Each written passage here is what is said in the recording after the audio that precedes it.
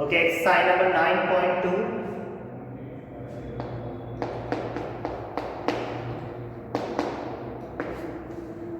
Exercise number 9.2. Question number 9. We will start from question number 9. Question number 9 is the sum of n terms of two arithmetic progression are in the ratio two arithmetic progression. सबसे पहले यहीं पे रुकते हैं. Two arithmetic progression. जब two arithmetic progression given है तो सबसे पहले उनको देखते हैं कौन कौन सी अर्थमेटिक प्रोग्रेशन है. Question number 9. Late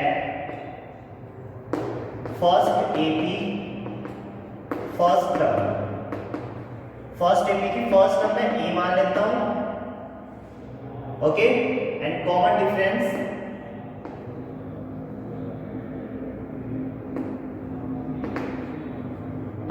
is small d, right?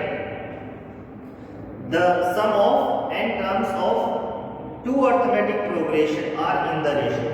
Or let first second AP first term. Second AP की जो फर्स्ट टर्म है उसको कैपिटल A मान लेता हूं और कॉमन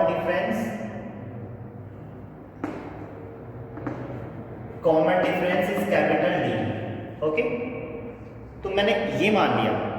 अब सबसे पहले मुझे क्या करना है, the sum of first n terms of two arithmetic progression. तो सबसे पहले मैं क्या इनको सम निकालना है, इन दोनों एपीज का nth टर्म का सम. ओके, अकॉर्डिंग टू क्वेश्चन हमें ये करना पड़ेगा.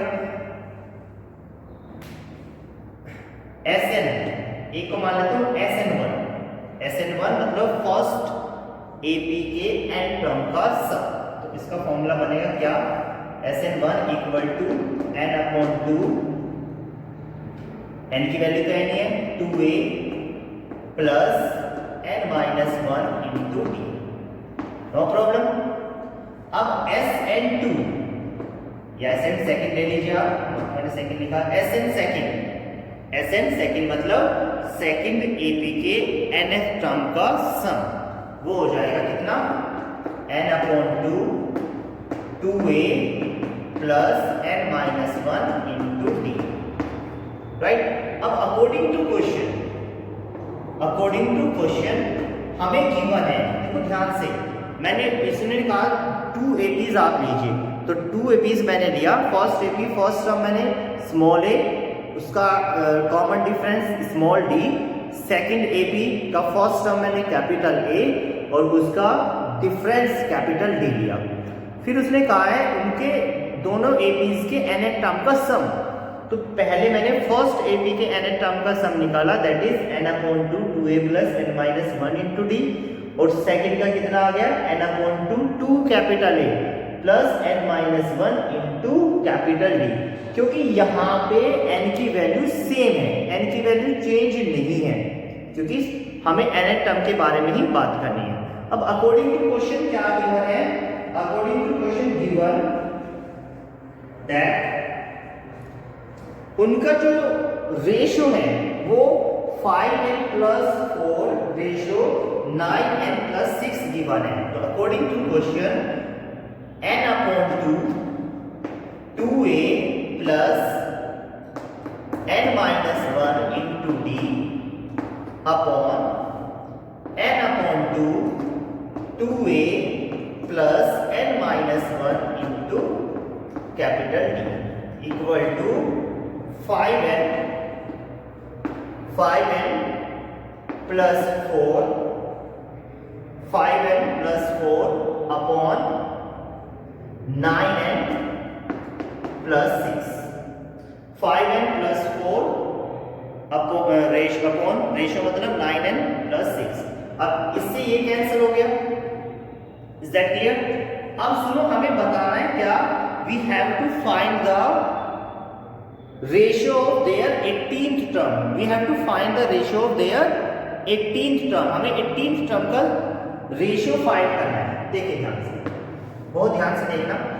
अब देखो ध्यान से, ये 2a यहाँ पे क्या बचा है, 2a plus n minus 1 into D upon 2 capital A plus n minus 1 into capital D equal to 5n plus 4 upon 9n plus 6। अब बहुत ध्यान से देखना, हमें फाइंड करना है इसकी 18th टर्म का रेशियो।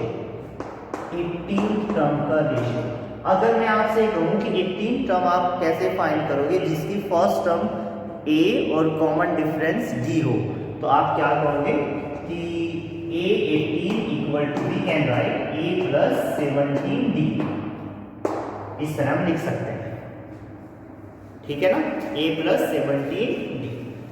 तो अब देखते हैं, उसी फॉर्म में लाते हैं इसको, 2 से डिवाइड कर लेते हैं ऊपर नीचे इसको a बनाने के लिए, तो ये a plus n minus 1 upon 2 into D, और ये हो जाएगा a plus n minus 1 upon 2 into D equal to 5n plus 4 upon 9n plus 6। Clear?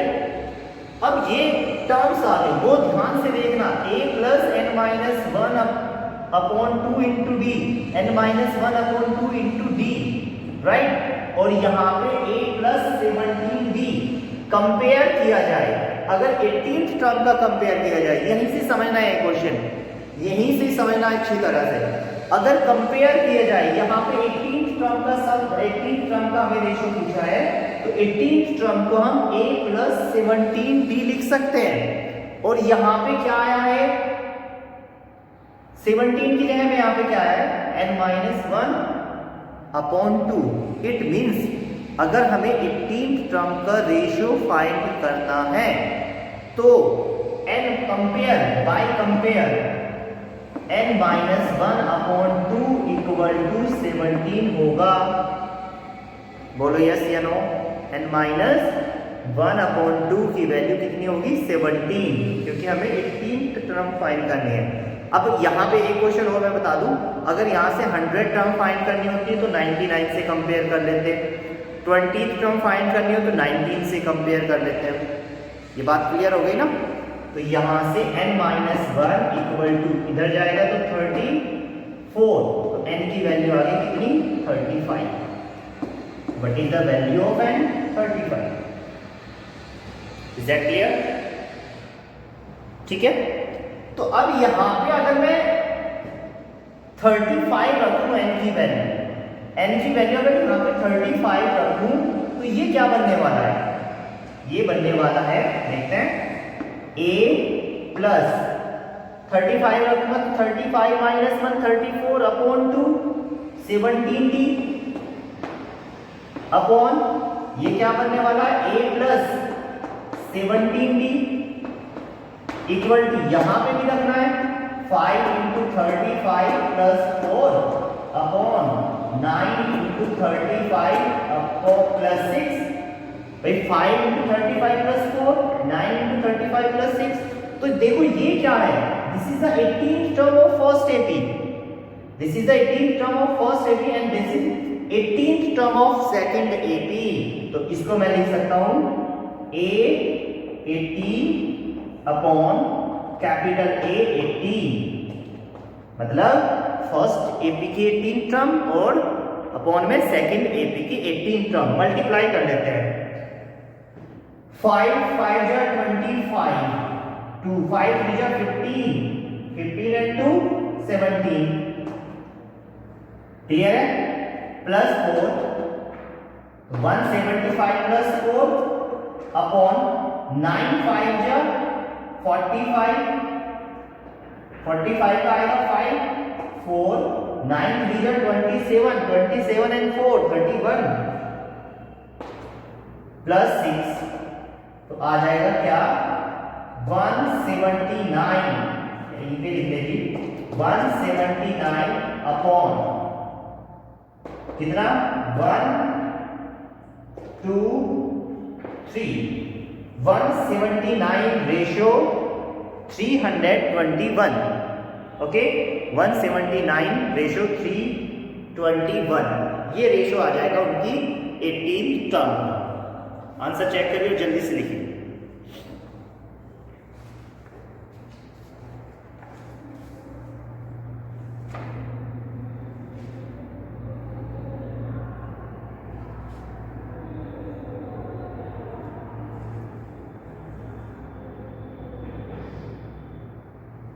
Correct, now right. अब आपसे मैं फिर से बता दूं बेटा, किसी भी टर्म का रेशो पूछ सकते हैं हम। 18 की जगह 20 भी हो सकता है, 100 भी हो सकता है। तो मैंने बताया 100 होगा तो 99 से कंपेयर कर देंगे, 20 होगा तो 19 से कंपेयर कर देंगे, 30 होगा तो 29 से कंपेयर कर देंगे। Is that clear? Right now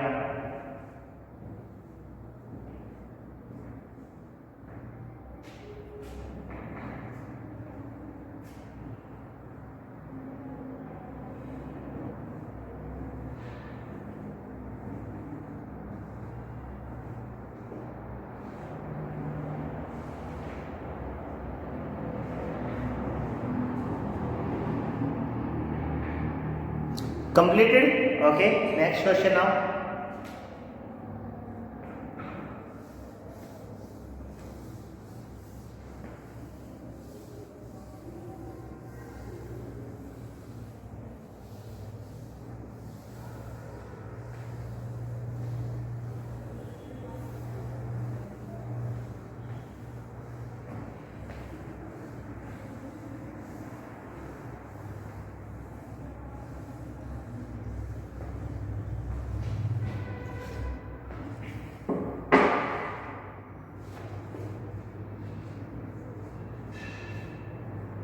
Question number 10. Question number 10 is, if the sum of, it is also very important question.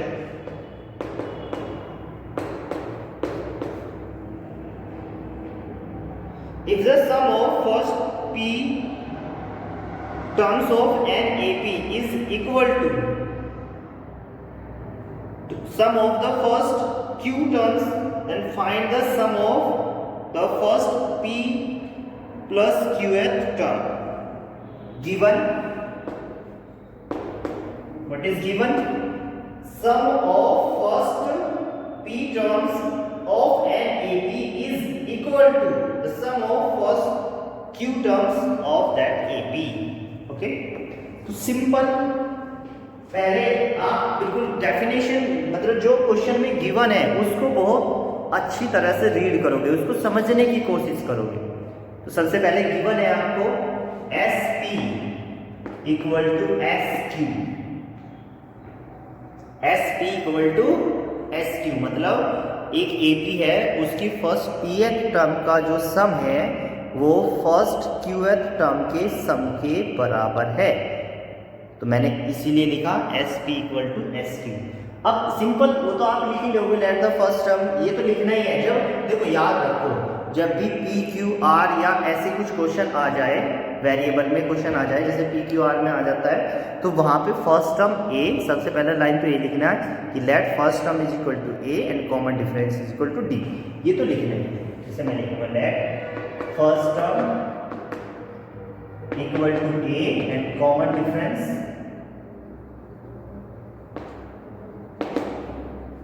Equal to D, ये बात तो लिखोगे आप। तो इसका मतलब SP क्या आ जाएगा? P upon 2 2A plus P minus 1 into D, ठीक है? P upon 2 2A plus P minus 1 into D, simple, equal to Q upon 2 2A plus Q minus 1 into D। और हमें फाइंड क्या करना है, ये पहले लिख लीजिए, हमें फाइंड करना है SP plus Q, SP plus Q, right? चलिए 2 से 2 कैंसिल, 2 से 2 कैंसिल हो गया ना, बिल्कुल अच्छी बात है। अब देखते हैं, अंदर मल्टीप्लाई कर लेते हैं, 2AP plus P p minus 1 into D, और ये ऐसे 2aq plus q minus 1 into D. Okay, now 2ap plus p square, D को भी बाहर ही रखना, p स्क्वायर माइनस p, और ये हो जाएगा d equal to 2aq plus q square minus q, और इस d को अभी बाहर ही रखना। राइट, इतना बन गया। अब सबको एक जगह ले आता हूं, मैं इधर ले आते हैं। देखो 2a, अगर मैं यहां से 2a बाहर ले लूं तो मुझे क्या मिलेगा, p माइनस q। ठीक है, 2a मैंने बाहर लिया, p माइनस q बचा। उसके बाद प्लस इसको इधर लाऊंगा मैं, देखो इसको इधर लाऊंगा तो d पहले से ही बाहर ले लिया मैंने, तो ब्रैकेट में क्या बचेगा, p पर अलग से कर ही लेते हैं, p स्क्वायर माइनस p, ये d, और minus q square minus q, और ये d इक्वल टू g। ठीक है, 2 पहले से 2a पहले से बाहर ले चुका मैं, p माइनस q प्लस, अब मैंने d बाहर ले लिया, मैंने d बाहर लिया तो देखते हैं क्या बचता है। तो ये तो बचेगा p square minus p minus q square, और ये प्लस का हो जाएगा q। ठीक है, और इक्वल टू 0। यहां तक कोई डाउट नहीं है? ठीक है, तो ये हो जाएगा 2a p minus q plus d। यहां से देखो ध्यान से, आप यहां से बहुत ध्यान से देखना, बिल्कुल अच्छी तरह यहां से बहुत ध्यान से देखना आप। अब यहां पे ये देखिए आप, इसको मैं क्या लिख सकता हूं, इसको मैं लिख सकता हूं p square minus q square है ना, तो इसको तो अलग लिख के p प्लस q और p माइनस q लिख सकता हूं इसको। ठीक है, अब अगर इसमें से मैं -1 कॉमन ले लूं, -1 कॉमन ले लूं, देखो इन दोनों में से, तो ये p माइनस q बचेगा। बोलो यस या नो, बहुत ध्यान से देखो, p square minus q square को मैं लिख सकता हूं p plus q, p minus q, और इन दोनों में से अगर मैं माइनस कॉमन ले लूं तो p जो माइनस का था वो प्लस का हो जाएगा, q जो प्लस का था वो माइनस का हो जाएगा। इससे क्या फायदा होने वाला है देखिए, अब यहाँ पे भी p माइनस q है, यहाँ पे भी p माइनस q है, यहाँ पे भी p माइनस q है। बाहर निकाल लेते हैं, p minus q taken outside, यहाँ पे बचेगा 2a प्लस d को बाद में लिखेंगे इस बार, p plus q minus 1 into d equal to 0। यहां से समझने वाली बात है। अब आपको ये बचा 2a, दिख रहा है आपको, 2a थोड़ा ऊपर लिख देता हूं जिससे आपको अच्छी तरह दिख जाए। ये बचेगा p माइनस q, जैसे ही मैंने बाहर लिया यहां पे बचेगा 2a, ठीक है, प्लस ये बचेगा p प्लस q माइनस 1,